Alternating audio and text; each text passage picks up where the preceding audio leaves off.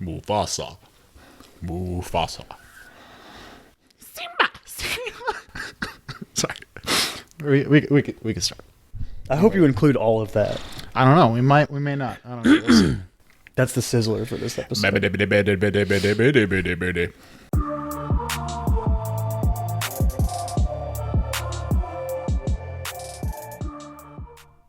We in. We in. Oh wow, that was nice. We in here. We are in. This is the Chris and Kyle show. Spoiler episode Welcome, guys. for The Predator. Not Predator, like The I kept Predator. saying last episode. No. The Predator. Because everyone knows your movies should be named that similarly. It's not confusing at all. Well, it's not like it's the first time that's happened. Yeah, it Fast doesn't and mean Furious did it. It doesn't mean it's not annoying. Because there's the Fast and Furious, and then Isn't it Fast and Furious?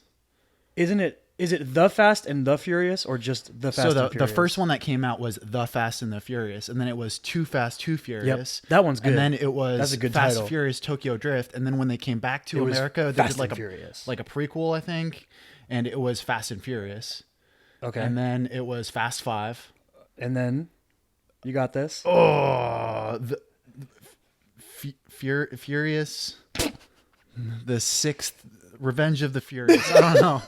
I don't know. I lost it. Yeah. Because there's Fate of the Furious, or That's the eighth one though, F8. because F8. Yeah. Yeah. We just don't know what 7 was. The Rock is furious. it's the Fast. No, I don't know. Anyway, that's not what we're talking about. We're talking about The Predator. So the 2018 The Predator. The Predator. The- What is it? 1987 Predator came out. Do you think they wanted to call it The Predator back in 1987, and like some Sean Parker type was like, you know what? Get rid of the Is it like the Facebook? simple. I believe that's 5 episodes recorded and at least 3 episodes The Social Network has been referenced on. It's because it's the greatest movie of all It's going to become a drinking game for our podcast. Every time Chris brings up something about The Social Network, bam, drink. Name me one bad thing in Social Network, and I'll stop talking about it. I'm not going to do that because I want people to drink. All right, so The Predator, directed and written by Shane Black. If you don't know who Shane Black is, he's known for writing Lethal Weapons 1 through 4, writing and directing Kiss Kiss Bang Bang, Iron Man 3, The Nice Guys. Also was in the original Predator. Yes. So I didn't even realize that until researching this episode, like this morning, because I've seen the Predator. Oh, yeah, I've that's seen kind of a- Predator, that's kind of a fun- 1987's Predator multiple times. That's kind of a fun thing about this episode. I have never seen a single Predator or Alien movie, either of them. So I went into this completely blind. He's seen all of them. He's like a baby boy. I'm like a baby, He knows nothing. nothing about aliens. You know nothing, Jon Snow. I'll But- take it. I'll be Jon Snow. I'll do it. You're not really anything like Jon Snow, except for the fact that you know nothing. Okay, fine. I'll take that. Okay. That's All right. enough. But okay, so he was in the 1987 Predator as an actor, and apparently he was on set just so that he could touch He up was. the script. They a were little like, bit. "We want you to touch up the script," and then he was like, "Nah, it's good enough." But he played the character of Hawkins, which I had to I don't remember the characters' names as well. Like, so I had to actually Google image it a little Yeah. bit, and I instantly was like, oh, he's the dorky dude with the glasses. Like, and he does not look like what Shane Black looks like now. No. He was acting. But he was known for this joke that is my dad's favorite joke of all time. Okay. So Give it to me. it goes something like this. He walks up to one of the guys that's in the mercenary group, and he's like, "So, I was going down on my wife, and I was going down on my wife, and I said, 'Geez, you have a big pussy. Geez, you have a big pussy.' And she's like, 'Why'd you say that twice?' And he goes, 'I didn't.'" There was an echo. Yeah, I got it.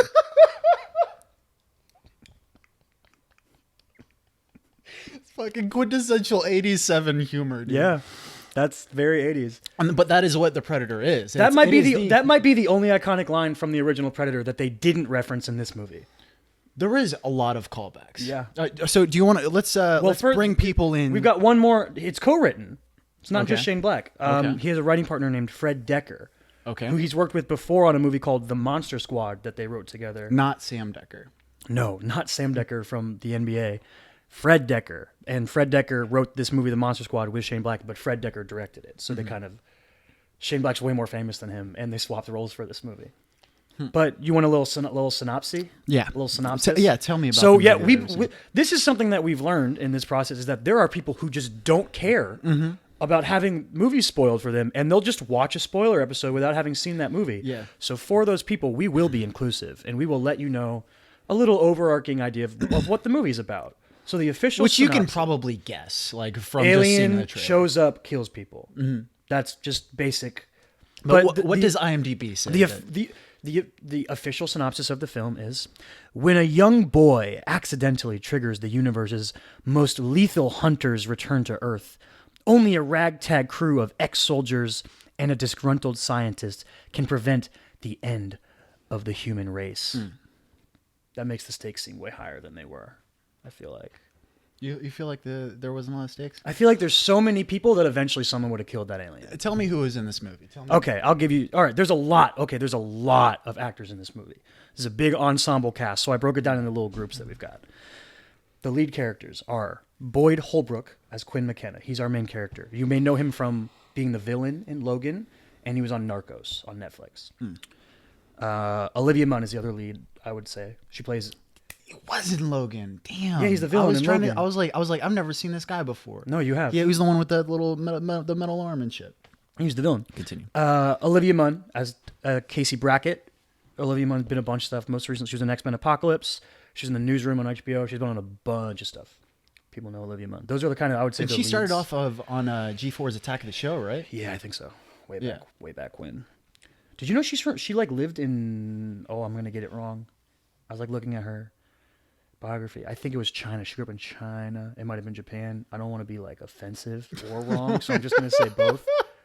She grew up in one of those places. Right. I think it was Japan, because I think I remember she used to be able to speak fluent Japanese, but she can't anymore. It's kind of cool.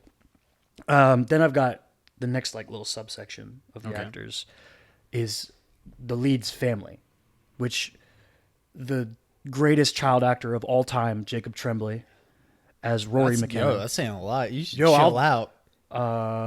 Give me a different one. Macaulay Culkin. Was Macaulay Culkin ever in a movie like Room? He was never like a Come serious on. actor, but you can't like discount a child actor because he never played serious roles. But Home Alone I can lift has up a child actor artistic merit. because he It's did. still a great movie. Jacob Tremblay's better.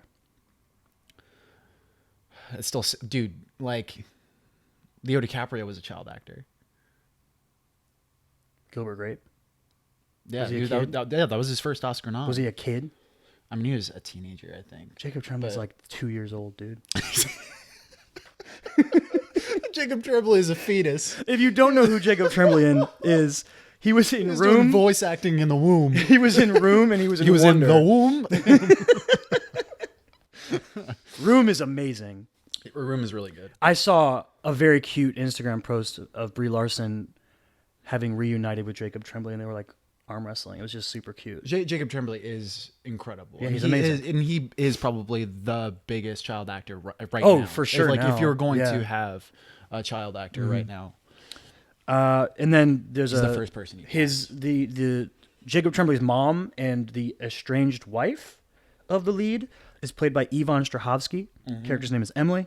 She's in Chuck, Dexter. She's done voice acting. She did stuff on like Mass Effect 2 and 3. She was in Batman Bad Blood. She voiced Batwoman. And in everyone's favorite movie, I, Frankenstein. Yeah. Did you actually see that? Nope. No, neither did I. I don't think anyone in the world saw that movie. Then we've got the team. The ragtag crew of ex-soldiers.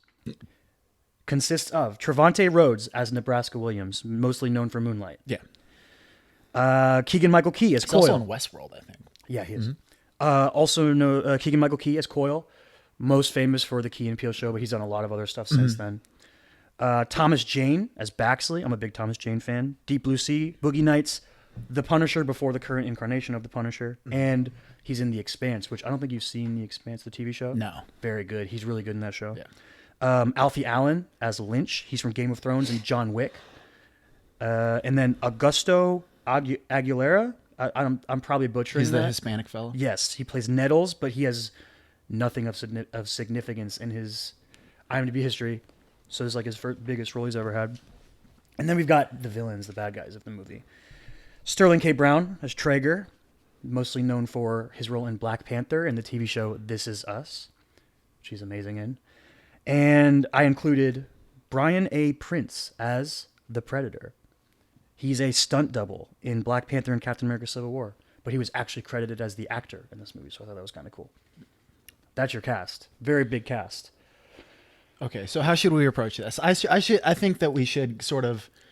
Do we want to go back and do I say we start controversy first, or do we want to talk about the movie first?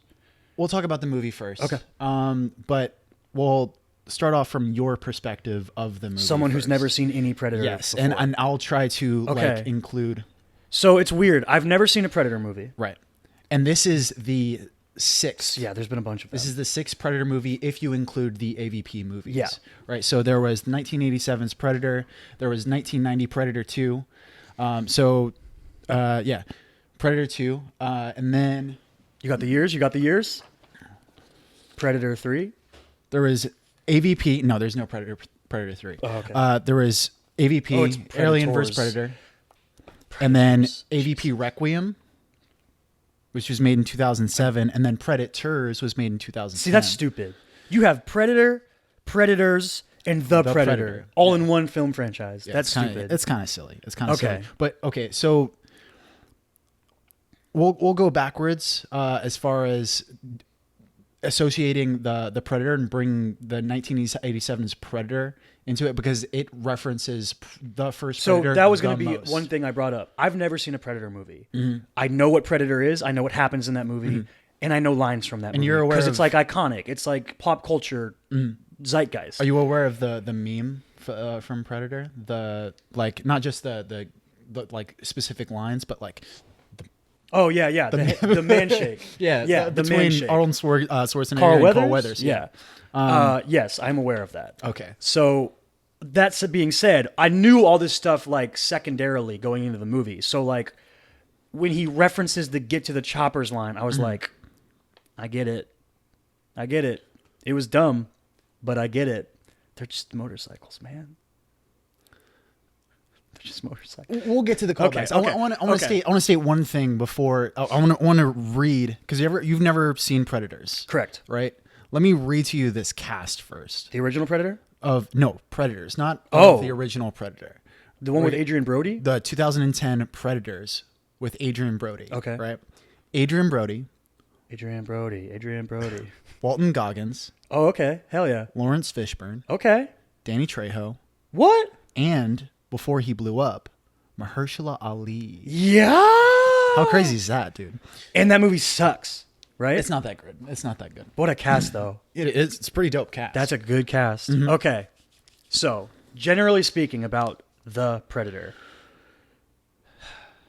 When you watch it, do you catch on like, oh, that's probably a line Yes. from the original movie that I just didn't catch? Yeah. Okay. Because they like linger on them. You know what I mean? Yeah, it's like the rhythm. They're of it like is really, so weird. they're really milking the fact that they're calling back to an old Predator movie. So there was 3 lines that I specifically remember as far as callbacks in Predator. One was the the choppers thing that Yeah, you get to brought the up. choppers. Get to the choppers. Nebraska seized all the motorcycles. Yeah, and like I feel like That's everybody super knows famous. that. That's probably the most famous line. Because it's also a line that everybody uses when they're doing Arnold Schwarzenegger Impressions, exactly. Yeah, they're always get to the chopper. Like it's tired at this point. But another one is it was actually a little bit more subtle in the movie. I'm not sure if you caught on it, but like the Olivia Munn when she saw the Predator for the first time. She calls him a beautiful motherfucker. Yeah, Yeah, it's a callback. yeah. Are you aware of the original line? He's a ugly motherfucker. Yeah, Yeah. Like when Arnold Schwarzenegger sees Predator take his mask off for the first time, he says, "You are one ugly motherfucker." Yeah. But yeah, that one is way more subtle And another, so in the movie. also in the end of the movie, like the main character, before he kills that predator, the super predator. McKenna, yeah. He says, "Who are you?" And then the predator starts Are you? talking. Are you? Who the fuck is this guy? Then the predator starts talking, and then he just shoots his face off, and he's like, "Shut the fuck up." It's just very 80s, and like that is kind of like what this movie is like it should have been in the 80s. And Shane Black is like. It's almost like his writing style he's stuck in the 80s. His writing style, it just caters to making 80s movies. Because like his movie that sort of like put him on the map was Lethal Weapon. Lethal Weapon 1 was made in 1987, which was released in the exact same year as the first Predator. Okay. Which I thought was kind of interesting. Maybe you're right about that, but Iron Man 3 and The Nice Guys fit where they are. They fit in 2000. In the modern... You feel like they fit better in 2018? I loved The Nice Guys. And despite Marvel's trickeration, Iron Man 3 is a very good movie. I like Iron Man 3 more than I liked Iron Man 2. I thought Iron Man 2 is garbage. It's the only bad movie. A lot of people really like Iron Man 2. I don't really understand it. I don't know anyone that likes Iron Man 2. I still think that like he's very one-liner heavy. Even the Nice Guys. I feel like The Nice Guys would be a dope 80s movie. Oh, I'm not saying it wouldn't also be a good 80s movie, but like you're saying that fits The Predator more, belongs in the 80s. I think The Nice Guys fits now too. It would fit in both. I really enjoy. I would say more than The Predator. Yeah, sure. Okay. Like I would say that it's more timely like that. Mm-hmm. But like The Predator is very heavy in just like this could have fit as an 80s movie. Yeah, and I think it's like I don't know. I just don't think it really resonates anymore. A little bit as much as it did back then. That one-liner heavy, kind of is kitschy the word? I don't know if that's the right word. It's cheesy. It's cheesy. It's super cheesy. Yeah, but there's a lot of cheese. Yeah, but when you watch an '80s movie and it, they're using practical effects and there's souped up Arnold and the cheesiness is endearing. When you're watching this movie and it has a Marvel movie budget and it looks pretty, but it is also 80s cheesy. It's just a weird. Did you like The Predator? 2018's Predator. So I think it was like this. While I was watching it, I was never like, this movie sucks. Right. I was like, I'm enjoying myself. Mm-hmm. There's fun stuff happening, but I don't really care about any of it. Not like I'm not really. It's not going to change your life. I thought it was a good movie. No, it's. But the thing that kind of gives me pause, because we saw it a few days ago, so we've had a few days to let it settle. I've basically forgotten it. It's really forgettable to me. Yeah, it kind of is. Very forgettable movie. It kind of is. Because you're just not connected to anything that's happening. It's just, they're just throwing stuff at you constantly. And we've talked about this before, about you really enjoying character-driven stuff. Yeah, character-driven stuff. And there isn't a lot of that. The best character is probably Nebraska, in terms of just like giving them a little bit of... Who is Nebraska in the movie? The guy from Moonlight. Oh, okay. Yeah. You think that... I thought that was He's good. The character that I like the stuff remember the most. I like the stuff between Thomas Jane and Keegan-Michael Key. Did you know that Shane Black wrote Thomas Jane's character with Tourette's because Shane Black has Tourette's? Yeah. Shane Black has Tourette's? Apparently. I saw that on trivia when I was looking at the cast. That seems so weird. Okay, so I've met people with Tourette's, and like they don't...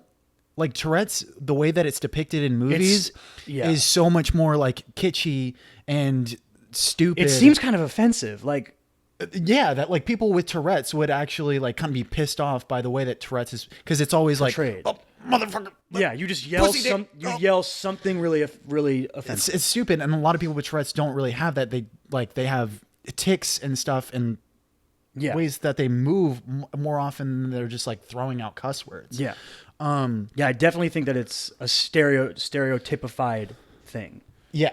Yeah. I didn't know that Shane Black had Tourette's. What was I going to bring up? So callbacks. Mm-hmm. It's something that like is so prevalent in our era of It's movies Easter right egg now. culture. Yeah, the Easter egg culture, the constant references to nostalgia, the member berry culture that we're in right now. Remember Predator? Oh, Chewbacca! Oh, you remember Chewbacca? Get to the chopper! Get to the chopper. Oh, you remember muscles? Oh, so many muscles. Oh my god. Jesse the Body Ventura. But yeah, it's super prevalent, but it's distracting. Yeah, for sure. I think it's distracting because specifically in this movie, because they're like, look what we're doing. Look what we're doing. We're referencing the old Predator movie. And even as someone who's never seen it, I was like, yep, you're referencing the old Predator movie right there. Yeah. And there was a lot of like weird stuff where I just like I certain references that I just didn't understand. They just legit don't fit in the movie. So one callback that I didn't bring up. So do you remember the note that was left for Jacob Tremblay's character by his mom that was like left in the kitchen? Yeah. She was like, "Don't touch whatever, or I will cut you." I will cut you. Yeah. Which I thought that was found- really weird in the moment. I was like, because it's okay. So what it was like, this was mom's a hardcore. reference. It was a reference back to the first Predator. It was Bill Duke's character said that. He said, "I will cut you." is that where that comes from? Yeah, Originally? It was a callback. But why the fuck would a mother say that to her don't son? know. It Unless they have like some weird relationship. What it made me where, think like, in the moment was that they have like a weird relationship. but they didn't like No. reference it. It was like a very traditional She mother-son relationship. She is like a badass, but it's never in their relationship together. You know what I mean? It's never her and Jacob Tremblay's relationship where she has that personality. It's when the husband shows up that you start seeing that she's like kind of hardcore. And even then, it's not that much. She just has a gun hidden somewhere, and it's like a big ass gun. But other than that, it's not much. So Jake Busey is in this movie. And Gary Busey. You said this while we were watching it, and I had no idea what you meant. It was weird because we literally had just talked about how I can confuse Gary Busey. There's three people that I often confuse. Like I just, for some reason, like the wires are no crossed in sense. my brain, and I confuse these people. But even though if you put them in a lineup, and like could literally be like, okay, that's Gary Busey, that's Jeff Bridges. And I forgot what the third one was. It's not Chris Christopherson, which is like the normal one that people confuse with Jeff Bridges. I feel like Chris Christopherson is like I instantly no dog, that's Whistler. I feel it doesn't. But whenever I think about Nick Nolte is the other one. yeah, because you did. Nick Nolte yeah. is the other one. Or like I have to literally think about it for a second, pause, and then go, yep, that's the right one. That's so weird that it's those three dudes. I don't know. I don't know why that like they all You're just kind of racist against old white men. Yep. That's what it is. But But yeah, that's Gary Busey's son, Jake Busey. and I'm pretty sure he plays the character's son, right? So he plays a character named Keyes in 2018's Predator.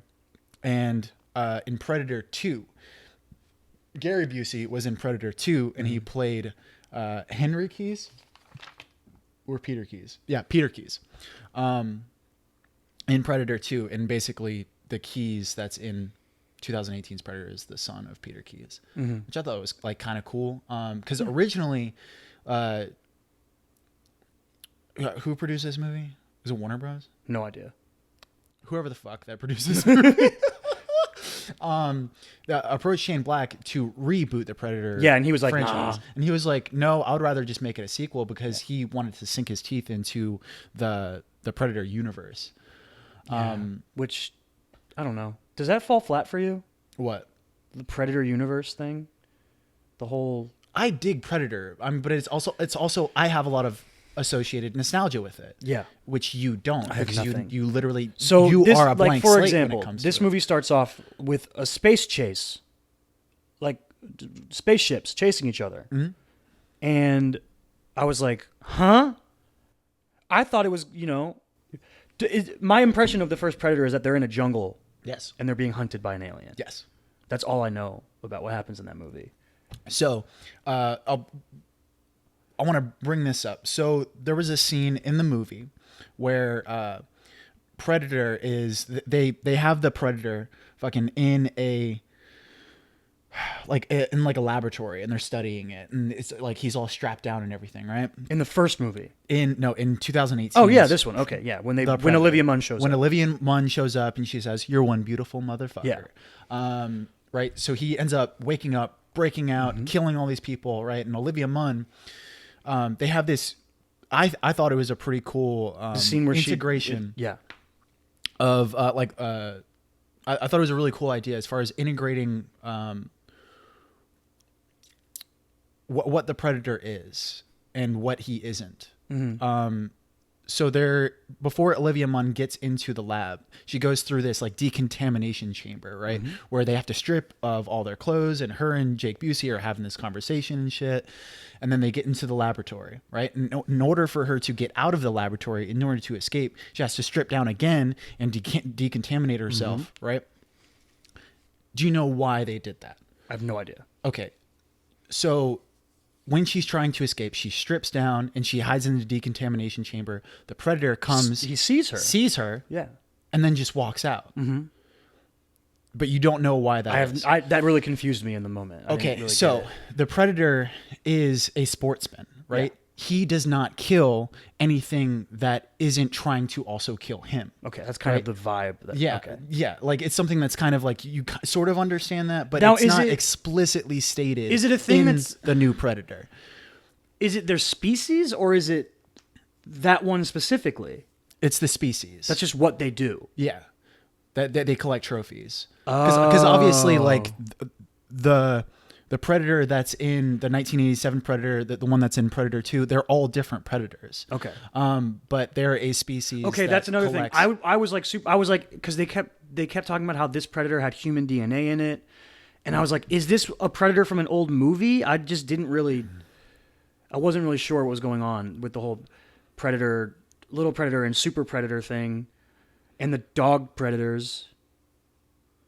I'm not sure if this is the first time we've seen dog predators, like they're little hellhounds or whatever the fuck they are, which you can gain loyalty by throwing bombs for. They just will follow you and shoot them in the head. So I thought, there are cool elements of this movie, like cool writing elements in this movie. I thought that the sort of like parallelism that you have with the guy from Moonlight, his character with the Hellhound, right? Because he shot himself in the head, and lived through it.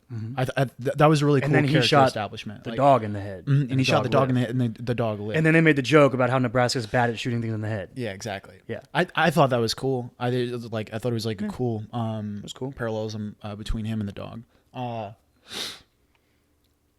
I thought that it might have worked better if he was the one with the relationship with the dog. Maybe, yeah. It was with Olivia Munn. It just kind of didn't really make any sense. Like it wasn't. She was like, "I want to study it." That's it wasn't my dog super now. played out. Like I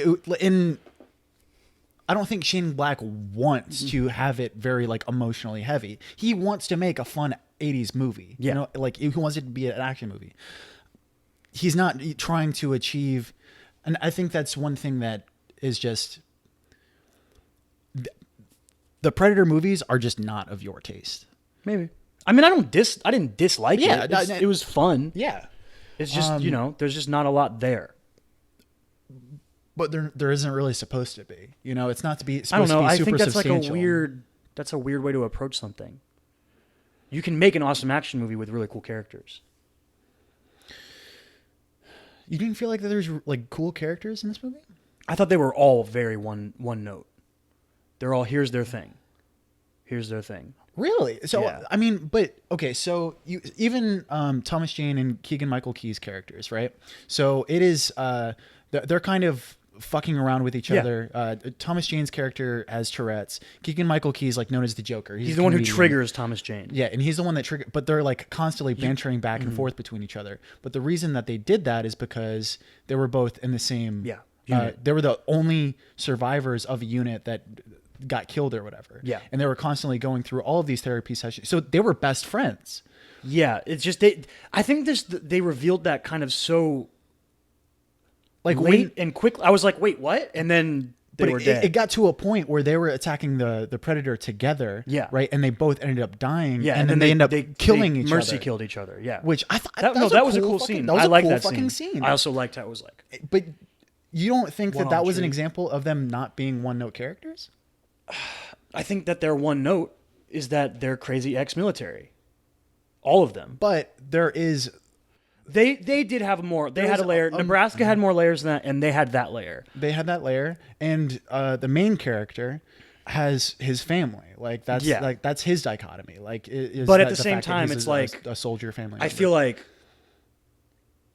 action movie with a soldier lead has a family is like the most generic it's very generic. thing you can do. It's very generic. It's nothing you haven't seen before. And I also was like, he sent, like, the thing that triggers the whole thing with his family being involved is that he sends a package with alien technology in it to his. Well, I guess he sends it to his. He sends it to his PO box, but his PO box is full. No, his PO box. It's not paid for. He didn't pay for it. So it goes to his family. So Yeah. he didn't want it to go there, but it's like, I guess they explain it, so it's not that big a deal. Yeah. In the movie, I was like, why would he send that to his kid? Like, why would he send it to his family's home where his kid could get to it? That seems insane. Like, I would say that the most one note character is probably Olivia Munn. Olivia Munn for sure. Yeah, Olivia Munn is. There's no backstory. There's no. She's a doctor. She's a biologist, and that's all we know. That's it. Yeah. She's a biologist. There's nothing. She there. talks about how when she was a kid, she liked animals, and then she ended up being a biologist. Yeah, that was it. But it's still very very one note. Yeah. Do you want to talk about the controversy? Oh, specifically because we're talking about Olivia Munn, yeah. Yeah. So I've got the actual information here, so I didn't get it wrong. So, for those who don't know, Olivia Munn came out when the movie was being promoted, and mentioned that there was a thing on set that made her really uncomfortable, that Shane Black had hired a sexual predator to be in the movie, and there was literally a scene where his character flirted with Olivia Munn's character, and it made her very uncomfortable. Mm-hmm. So the information here that I have, actor Steve Wilder Striegel was originally cast as a minor character in the movie. 20th Century Fox removed his scenes a few days before the picture was released, when Olivia Munn informed the studio that he was arrested, charged, and registered as a sex offender in 2010 after facing allegations that he attempted to lure a 14-year-old female into a sexual relationship via the internet. Shane Black, who had already cast this guy in small roles in Iron Man 3 and The Nice Guys, which I didn't know, initially defended casting his friend because in his eyes he was trying to give him a second chance. He later apologized and took full responsibility for the controversy. And the whole cast kind of ended up coming out and being like, yeah, we're with Olivia Munn. He shouldn't have done that without telling anyone, this kind of stuff. Mm-hmm. So that's, especially in the current climate of the world, having a sexual predator, someone who's literally been registered and everything. It's not hearsay. This dude is by law and everything was convicted of being a sexual predator. I feel like this brings up a much bigger issue. Yeah. And it's super controversial. Because it is so rampant in Hollywood. Mm-hmm. But also all of these predators, like these God, I really didn't want to make a joke out of that. It was not intentional. Like just all of these shitty people can also make incredible art. Yeah. So like a couple really good examples are Roman Polanski and Woody Allen. Yeah. So Roman Polanski is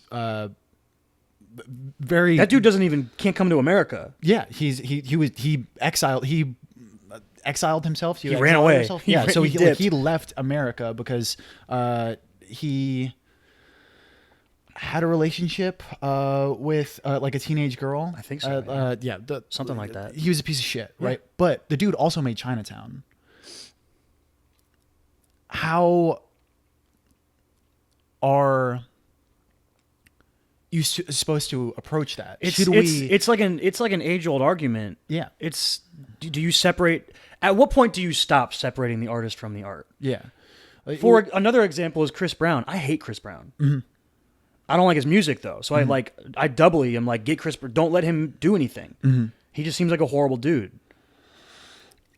Yeah, and at what point should you say, well, I'm boycotting this artist because of him being a piece of shit? I say just pirate all of their stuff so they don't get supported financially. But the weird thing is that they're also working with other people. Yeah, that's crazy. You know, like a lot of actors want to be in every Woody Allen movie. Yeah. Yeah. Woody Allen's a little bit more gray, I think, than like Roman Polanski is. Because like he dated an underage girl, but they're married still to this day, yes. right? Yeah. But even his kids have come out and say like, oh no, he's a piece of shit. Yeah, it's super weird. Yeah, it's a little strange. Another weird example of that is the guy who has written all 3 Jeepers Creepers movies and directed all the Jeepers Creepers movies. So before he even made Jeepers Creepers, which was his biggest thing, he made a horror movie about clowns, and I think it was called like Clown House or something like that. But the main character in the movie is like this young boy who I think was 13 at the time. And this writer director went to trial and admitted to having a sexual relationship with this boy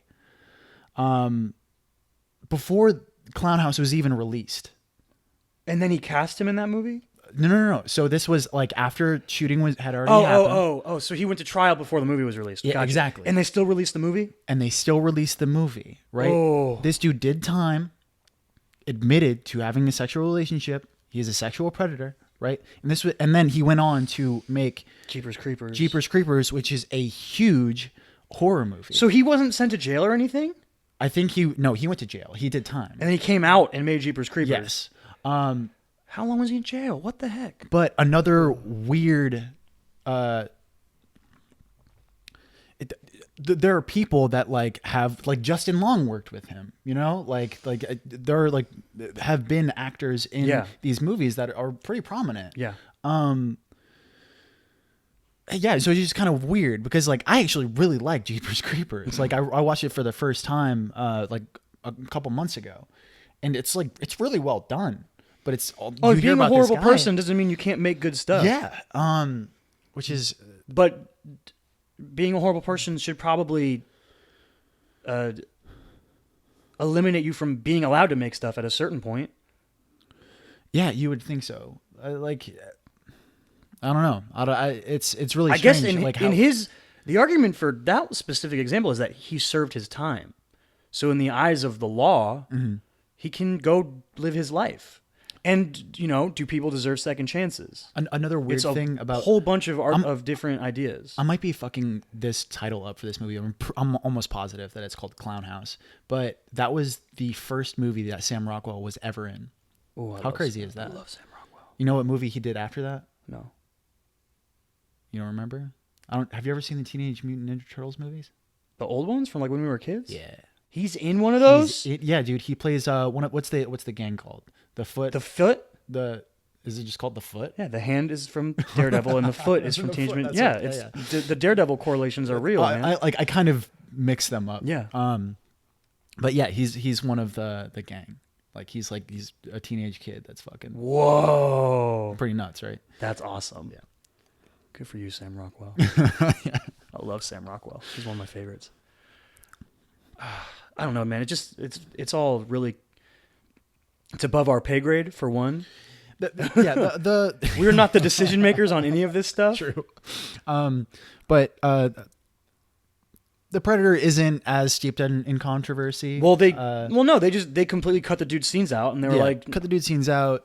Shane Black came out and apologized. Yeah.